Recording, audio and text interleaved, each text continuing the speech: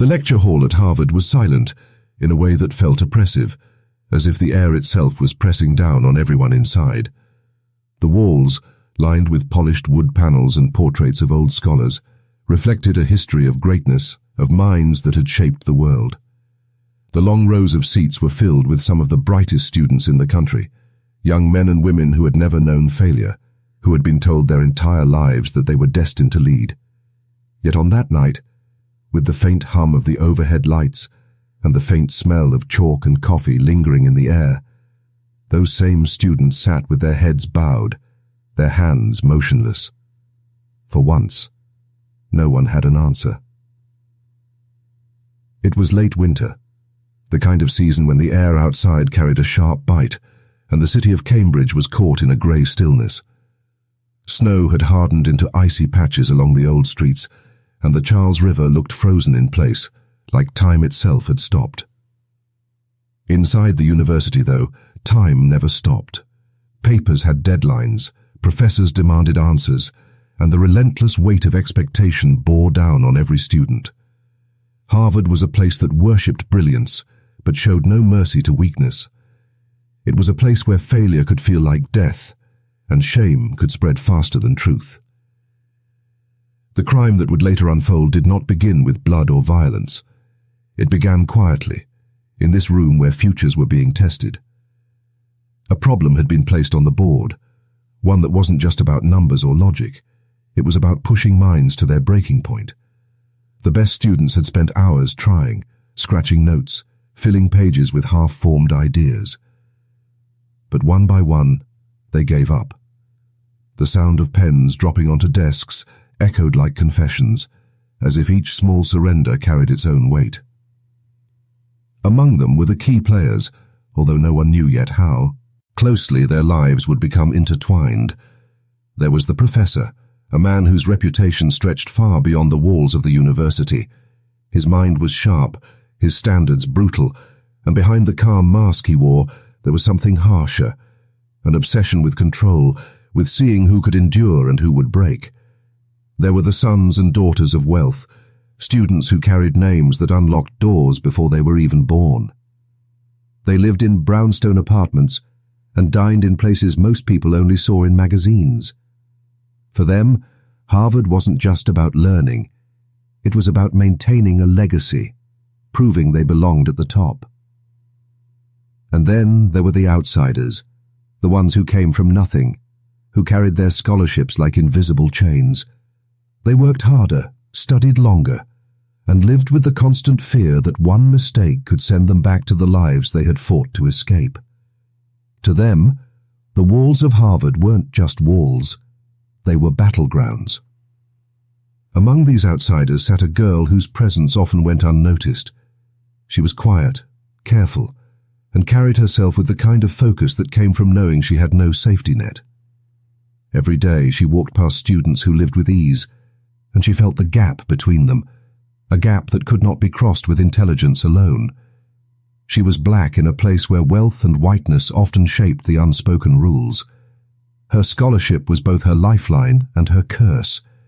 It gave her access, but it also marked her as someone who did not fully belong. She knew the whispers, the glances, the way her presence in certain rooms carried an invisible question. How did she get here? Before the night that changed everything, life for all of them moved in predictable patterns. Classes, study groups, dinners, late nights filled with caffeine and ambition. Yet beneath that routine, there were fractures, rivalries born from pride, secrets buried beneath smiles, and pressures that no one admits out loud.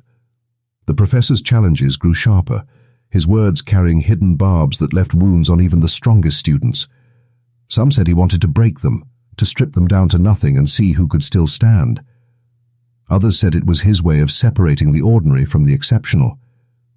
But in his eyes, there was always something unreadable, something that made even the most confident student uneasy.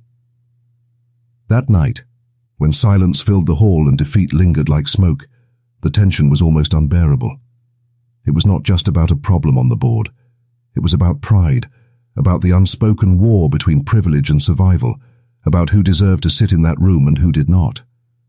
And then, In the quiet that felt like the world holding its breath, a single hand rose. The movement was small, almost hesitant, but it shifted the air in the room. Heads turned. The professor's eyes narrowed. Students who had already surrendered looked up with something between disbelief and resentment. It was the scholarship girl, the one who was never meant to outshine the names carved into the wood of those old lecture halls. She had no family fortune behind her, no cushion if she failed. But her hand stayed in the air, steady, as if defying everything that had just collapsed around her.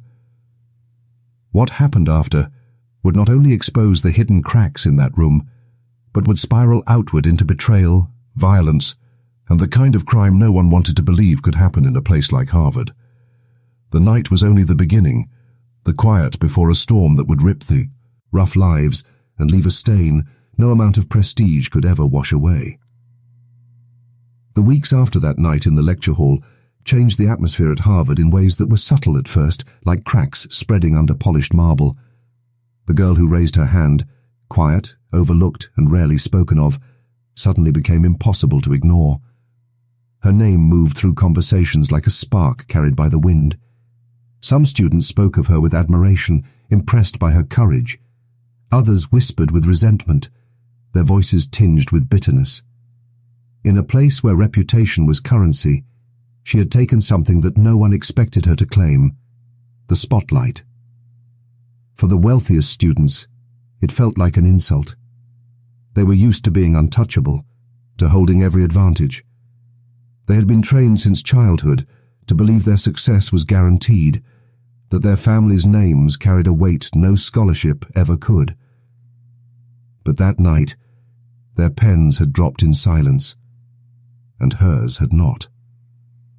Pride curdled into envy. In whispered corners, in shared glances during lectures, the quiet girl became a target. The professor, meanwhile, did not hide his interest. His sharp eyes followed her in class, and his comments, once cutting, now seemed directed toward her with a strange edge. Some of his praise was disguised as tests, his compliments laced with demands for more. Students noticed the shift. Some claimed he was grooming her, not in the way of simple mentorship, but in something more twisted, pulling her into a private game, a challenge of endurance that went beyond academics.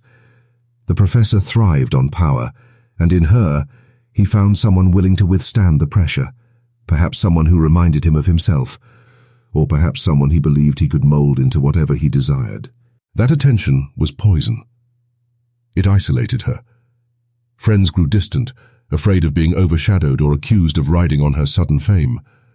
Study partners excluded her from groups, whispering that she had the professor's favor.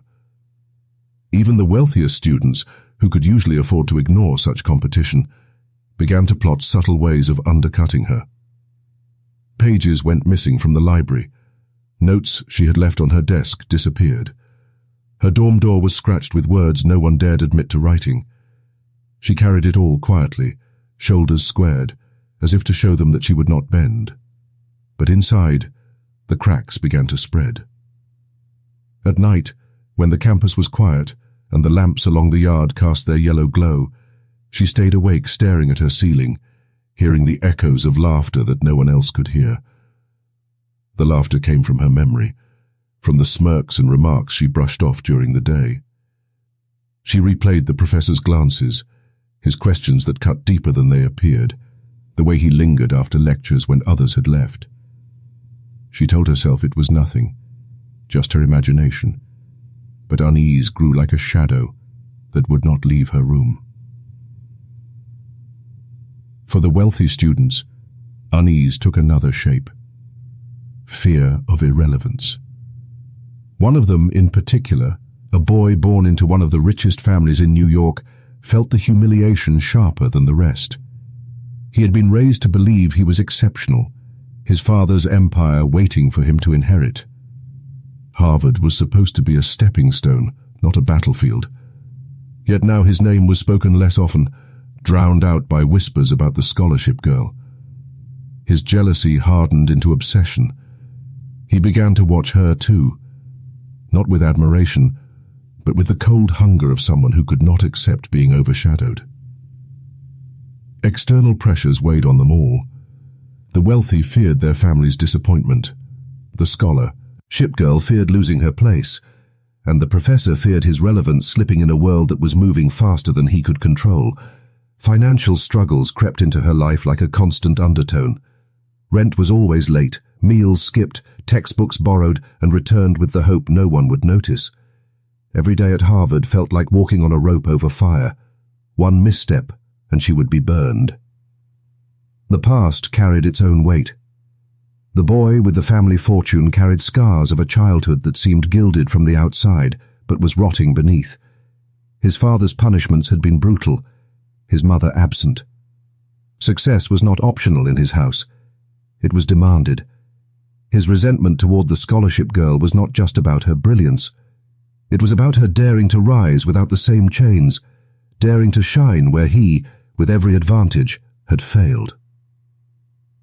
The professor's past, too, bled into the present.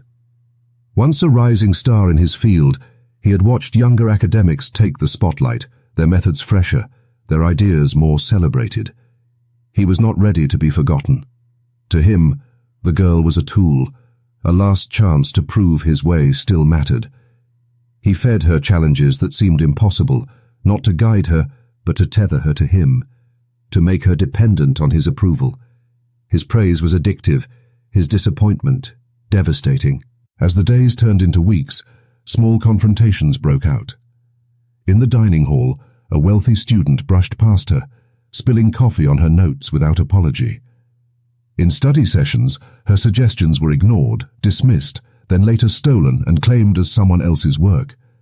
She began to feel eyes on her everywhere she went, not just curious, but hostile. And in the shadows of that hostility, the boy with the family name began to whisper to others, planting seeds of doubt about her integrity. He suggested she cheated, that her scholarship wasn't earned, that the professor was giving her answers. Lies spread faster than truth in those halls, and soon, even her few allies began to question. Inside her, anger simmered. She had fought too hard to be here, endured too much to have it ripped away by their envy. But she also carried fear, because she knew the weight of being both visible and disposable. One wrong move, one scandal, and Harvard would not protect her. She would be cast out, her name reduced to a cautionary tale. The professor's shadow over her only made it worse. Sometimes she felt he was pulling her up, other times dragging her down with him. His words could cut her open, or make her believe she was destined for greatness. The tension built like a storm pressing against the walls. A party one night became the spark. The wealthy students, dressed in designer suits and gowns, gathered in one of their sprawling apartments. Music thumped, glasses clinked, and laughter filled the air. She arrived hesitantly, invited by someone who likely wanted to see how out of place she would look. Eyes turned when she walked in. Whispers followed her steps. The boy with the fortune watched from across the room, his jaw tight, his drink untouched. Confrontation was inevitable. He cornered her in the kitchen, words sharp, voice dripping with venom. He accused her of sleeping her, way to success, of manipulating the professor, of stealing what did not belong to her. She stared at him, heart racing, rage and shame burning together in her chest. She wanted to scream, to fight back, but the room was full of his friends, and their eyes were hungry for her fall.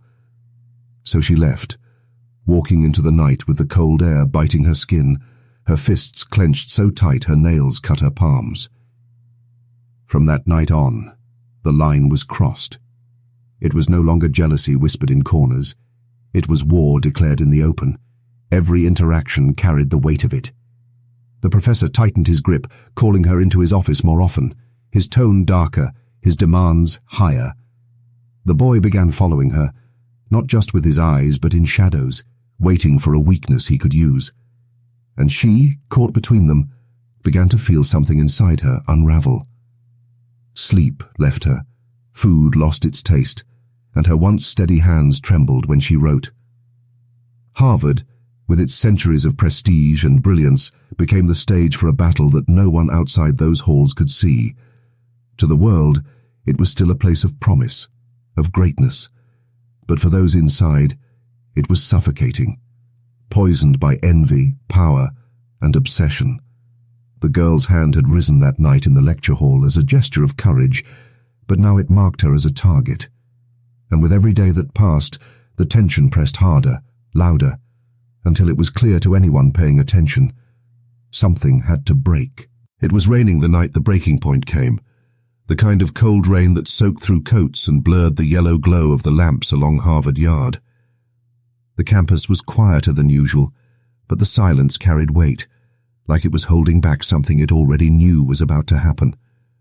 The scholarship girl had spent the day restless, her mind a storm of fragments, snatches of insults, the professor's voice pushing her further, the boy's laughter that followed her even when he wasn't there. She walked quickly, her umbrella forgotten in her dorm, raindrops clinging to her hair and clothes. She wasn't sure why her feet carried her toward the lecture hall that night, but part of her knew it wasn't a chance. She was being pulled into something that had been building for weeks, maybe months. Inside the hall, the air smelled faintly of damp wood and chalk dust. The room was nearly dark, except for one lamp glowing near the front. The professor stood there, his posture rigid, a folder spread across the desk. He had told her to meet him, said it was urgent, said he needed to discuss her future. She should have felt flattered, but instead, unease gnawed at her stomach. His eyes followed her as she walked in, sharp and unreadable. Behind that gaze was expectation, maybe even hunger. Before she could speak, the door creaked again. The boy entered, his shirt still damp from the rain, his smirk twisted into something colder than usual. He hadn't been invited. His presence shifted the air instantly, turning the tension sharp, brittle. She froze, her chest tightening, realizing too late that this wasn't a conversation. It was a collision. The professor looked at the boy with irritation, but there was no real surprise. It felt almost planned, as if this moment had been engineered, as if all three had been pulled here like pieces on a board. The boy's words cut through the sile. Lance first, venom dripping with each syllable. He accused her again of cheating, of sleeping her way into favor, of being nothing but a fraud wearing borrowed skin. His voice rose, echoing in the hall, each insult louder than the last. She flinched, but this time she did not shrink away. Something inside her snapped. Weeks of humiliation, of being watched, followed, diminished, suddenly spilled into anger that burned so hot it scared even her. The professor tried to intervene, but his voice was not calm. It was sharp, commanding, as though he owned the room. He told them both to stop, but his control was slipping, his own desperation leaking through. The boy turned on him then, his rage no longer just for her. He accused the professor of favoritism, of ruining lives, of being pathetic enough to pin his career on a poor scholarship girl. The words struck deep, and for the first time, the professor's face cracked. His hand slammed against the desk, the sound like a gunshot in the quiet hall. The rain outside grew heavier, hammering against the tall windows. She felt trapped between them, like prey caught between predators. Her breathing quickened, hands shaking at her sides. She wanted to run, but something kept her rooted. Maybe pride, fear, maybe the knowledge that if she fled now, she would never escape the shadows they had thrown on her.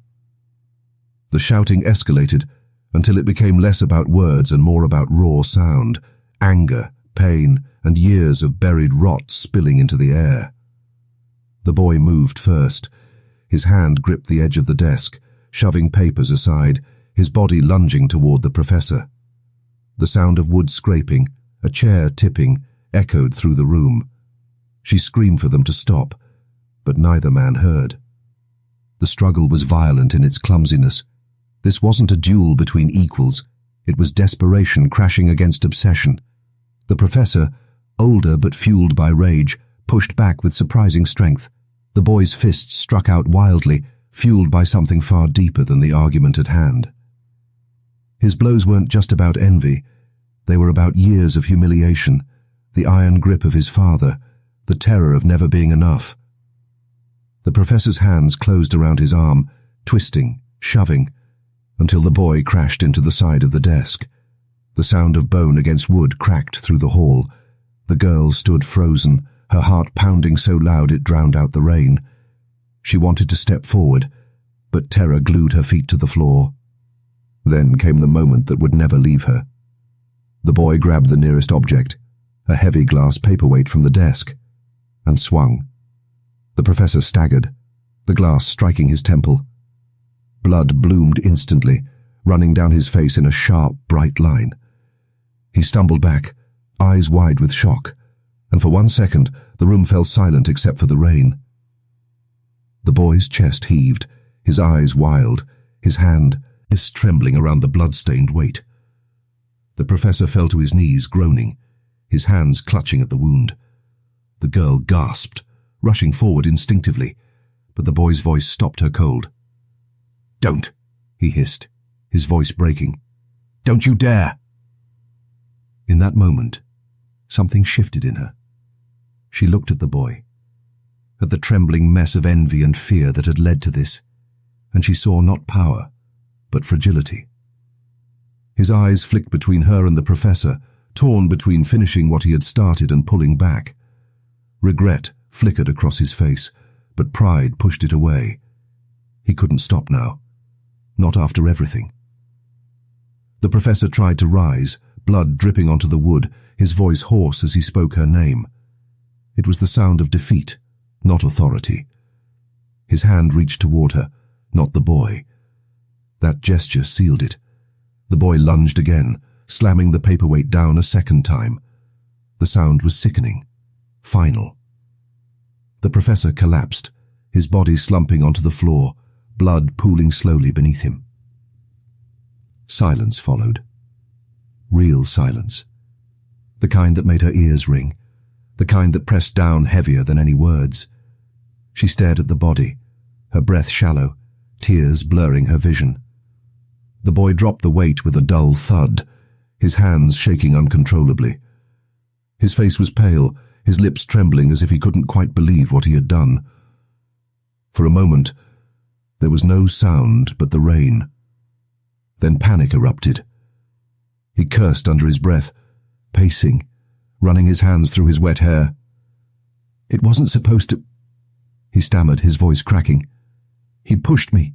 He made me."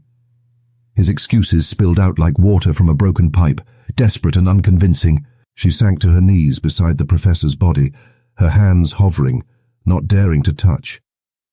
His eyes were half open, but the life was gone, his expression frozen somewhere between anger and disbelief. Her stomach turned, bile rising in her throat. She wanted to scream, to run, but her voice refused to come. The boy turned on her then, his eyes wild with fear. "You didn't see anything," he whispered, his voice hoarse. "You'll back me up. You have to. No one will believe you. You—" He stopped, realizing the truth before he even said it. She was the outsider, the scholarship girl. In the eyes of Harvard, her word meant nothing against his. The thought flickered across both their minds at the same time. The cover-up wasn't just possible. It was almost inevitable. He could spin the story, make her the villain, claim she snapped under pressure, that she attacked the professor in desperation. He had the name, the power, the privilege. She had nothing but the blood on her shoes and the silence pressing into her lungs. Her hands shook violently, her body trembling with fear and fury. She wanted to scream the truth, to fight back, but deep inside she knew how the world worked. Justice here wasn't blind. It had eyes, and those eyes saw wealth and power first. The boy stepped closer, his voice breaking. "Help me," he begged now, desperation replacing arrogance. "Please, we can fix this." His words trembled, but his eyes carried a threat all the same. If she refused, he would destroy her. If she agreed, she would destroy herself. The rain outside hammered harder, as though the night itself was trying to wash away the scene. But the stain spreading across the wooden floor was not so easily erased. The crime had been committed. The silence after was not peace.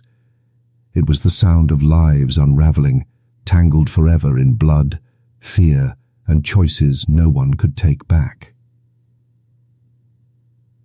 The morning after that, murder, Harvard Yard looked the same as it always did. Students hurried between classes, coffee cups in hand, their breath rising in the crisp winter air. But for the two who had been in that lecture hall, nothing looked the same anymore. The rain had washed the paths clean, but it hadn't washed the blood from their memories.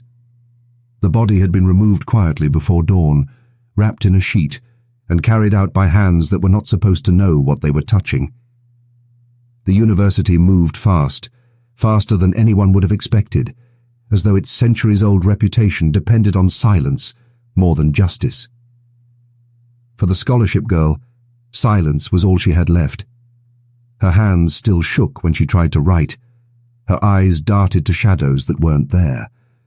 Every time she closed her eyes, she saw the professor's hand reaching out, his blood pooling, his voice calling her name. She washed her clothes twice, scrubbing until her fingers bled, but the faint trace of iron still seemed to cling to them. She told herself she hadn't killed him, but guilt gnawed at her anyway. She had stood there. She hadn't stopped it. And now she was part of the cover-up, whether she admitted it or not. The boy tried to act as if nothing had happened. He walked across campus with his shoulders squared, his voice steady, his charm intact. But beneath the mask, cracks showed.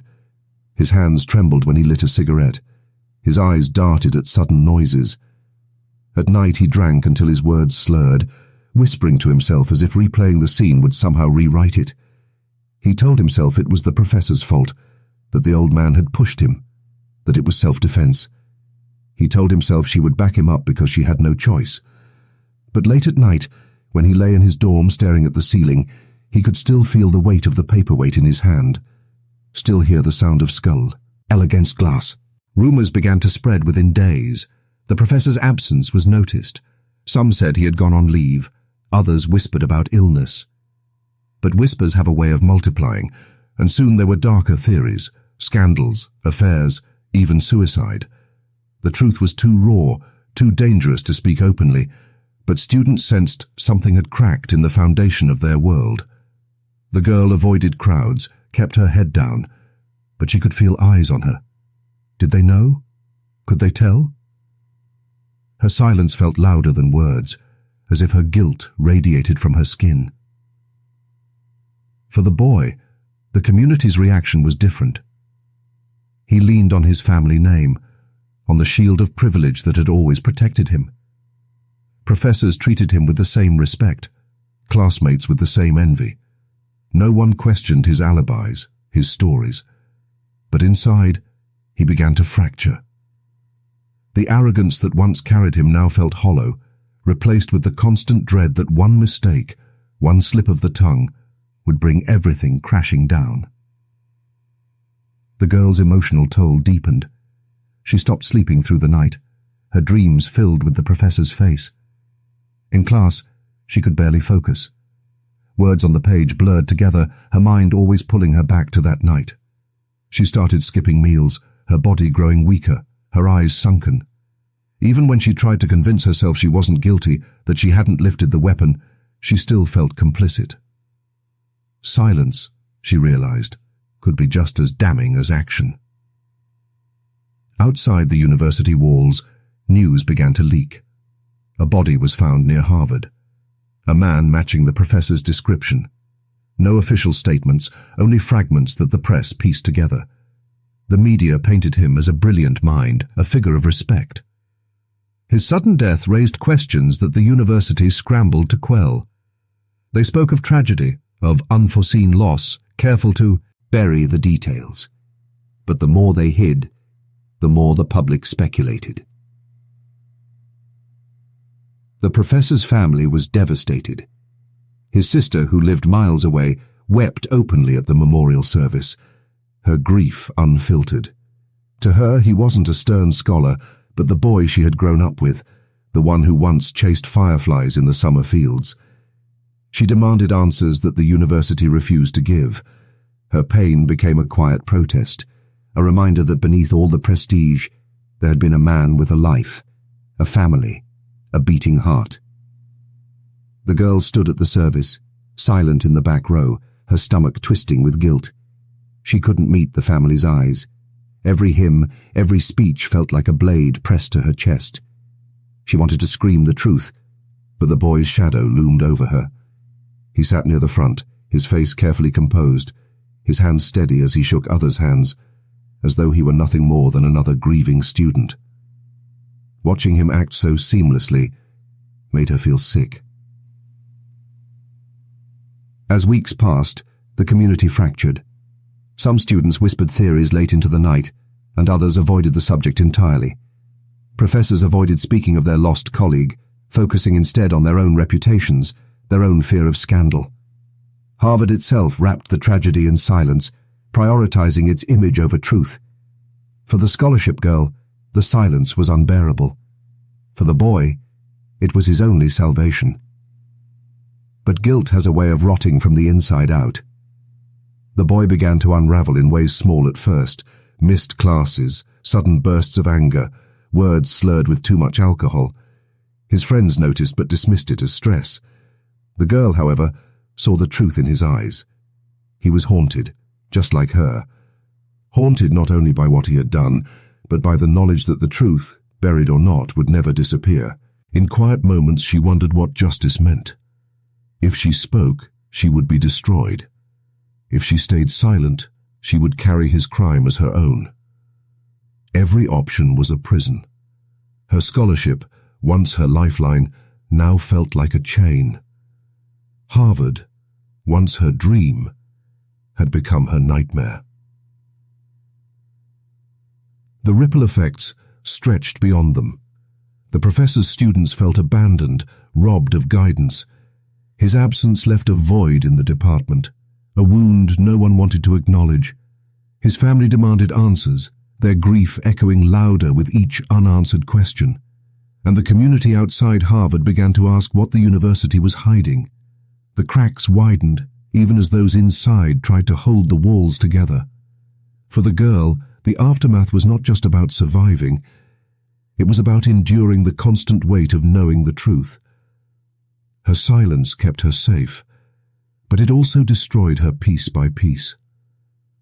For the boy, survival came through denial, through clinging to the illusion of control. But denial could not quiet the memories, nor erase the blood from his hands. The crime had not ended with the professor's death. Its aftermath stretched like a shadow, creeping into every corner of their lives, staining everything it touched. And though the world moved on, though the university pressed forward with its perfect image, the truth lingered beneath the surface, waiting for the day it could no longer be contained. In the end, what unfolded inside that Harvard classroom became more than a scandal. It became a scar. The scholarship girl who once raised her hand with hope would forever be tied to a night that exposed both brilliance and brutality in equal measure. Justice, in the legal sense, was served. Courtrooms echoed with arguments, prosecutors laid out their case, and verdicts were read in solemn voices. The names of those once admired were now etched in news headlines next to words like conviction and sentence. Lives that had once been defined by grades, ambition, and the promise of a bright future were now bound to prison walls and lifelong shame. Yet no ruling could erase the deeper loss, the innocence that had been destroyed, the trust that had been broken, and the futures that had been rewritten in blood. For the girl at the center of it all, survival came at a heavy cost. She carried both pride and burden, pride for standing her ground, for not letting herself be silenced, but burden for the way people whispered about her when she walked by. To some, she was a hero. To others, she was a reminder of everything ugly that Harvard had tried to keep hidden. The weight of being both admired and resented pressed on her shoulders in ways that no young woman should have to endure. At times, she questioned if speaking up had been worth it, if raising her hand that day had set into motion a chain of destruction too heavy to bear.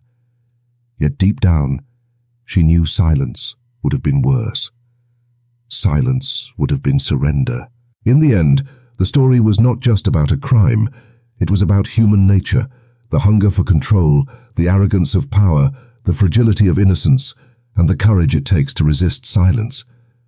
It was about how brilliance can blind, how ambition can corrupt, and how even the most untouchable people can fall. It was about a girl who raised her hand, not to answer a question, but to say, "I will not be erased." And while justice in the courtroom gave some closure, the deeper justice lay in the truth being spoken aloud, impossible to bury again.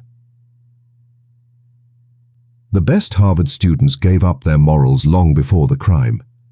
They believed they were untouchable. But in the end, their downfall came from the very thing they had underestimated, the courage of a girl who had nothing but her voice and the will to use it. That courage outlived their power. That truth outlived their lies. And that, more than any sentence handed down by a judge, became the lasting judgment on who they were and who she refused to be.